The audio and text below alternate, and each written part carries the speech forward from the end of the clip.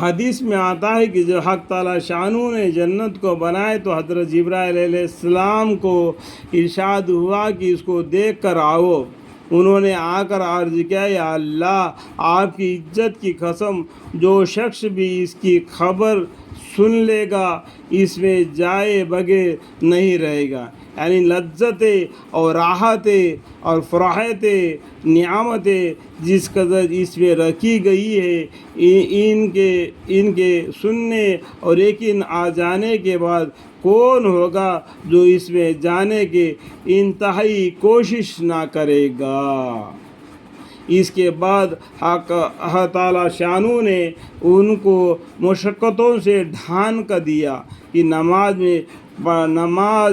پڑھنا، روزے رکھنا، جہاد کرنا، حج کرنا وغیرہ وغیرہ۔ اس طریقے سے دنیا میں عمل کرو گے تو جنت کو پاؤ گے۔ اس پر سوار کر دے گا کہ ان کے بجلائے تو جنت میں جاوے۔ اور پھر حضرت جبرائیل علیہ السلام کو ارشاد ہوا کہ اب دیکھو، انہوں نے عرض کیا کہ اب تو یا اللہ، مجھے اندیشہ ہے کہ کوئی اس میں جا ہی نہ سکے گا۔ اس طرح جنت جہنم کو بنایا تو حضرت جبرائیل علیہ السلام کو اس کے دیکھنے کا حکم ہوا۔ وہاں کے عذاب، وہاں کے مصائب کو، گندگیاں اور تکلیفیں دیکھ کر انہوں نے عرض کیا کہ یا اللہ، آپ کی عزت کی قسم، جو شخص اس کے حالت سن لے گا کبھی بھی ان کے پاس نہ جائے گا۔ حق سبحانہ و تقدس نے دنیا کے لذتوں سے اس کو ڈھان کر دیا، تو جہنم کے جو عذاب ہے وہ انسان کو دیکھے گا، انسان کبھی اس کو نہ جائے گا۔ تو اس لیے کیا کیا، جنت کو جہنم کو کیا اللہ نے دنیا کی لذتوں سے ڈھان کر دیا۔ تو دنیا میں جو دنیا کی لذتوں میں حاصل کرتا ہے، آخرت میں جہنم میں جاتا ہے۔ اور دنیا کی لذتوں کو توڑ کر، چھوڑ کر اللہ کا ذکر، قرآن شریف کی تلاوت، صدقات، نماز، فرض، واجب، نفلیں وہ ادا کرتے رہے گا تو وہ جنت میں جائے گا۔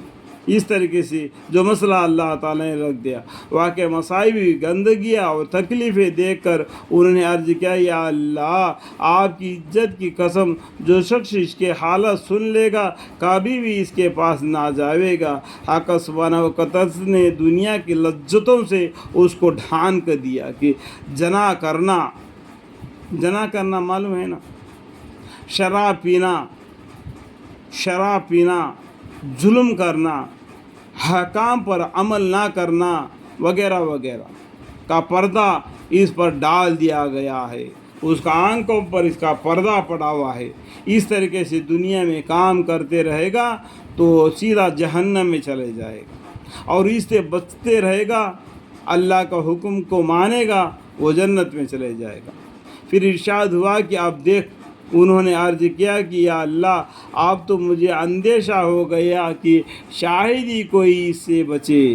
اس وجہ سے جب کوئی بندہ اللہ کی اطاعت کرتا ہے، گناہوں سے بچتا ہے، تو اس ماحول کے اعتبار سے جس میں وہ ہے قابل قدر ہوتا ہے۔ اس وجہ سے حق تعالی شانو اظہار مسرت فرماتے ہیں، جن فرشتوں کا اس حدیث پاک میں اور اس قسم کے بہت سے حدیثیں میں ذکر آیا ہے، وہ فرشتوں کی ایک خاص جماعت ہے جو اس کام پر متعین ہے کہ جہاں اللہ کا ذکر کی مجلس ہو، اللہ کا ذکر کیا جا رہا ہو، وہاں جمع ہو، اور اس کو ان سی چنانچہ اس کو سنین چنانچہ ایک حدیث میں ارشاد ہے کہ فرشتوں کی ایک جماعت متفرق طور پر پھرتی رہتی ہے، اور جس جگہ اللہ کا ذکر کو سنتی ہے اپنے ساتھیوں کو آواز دیتی ہے کہ آ جاؤ، اس جگہ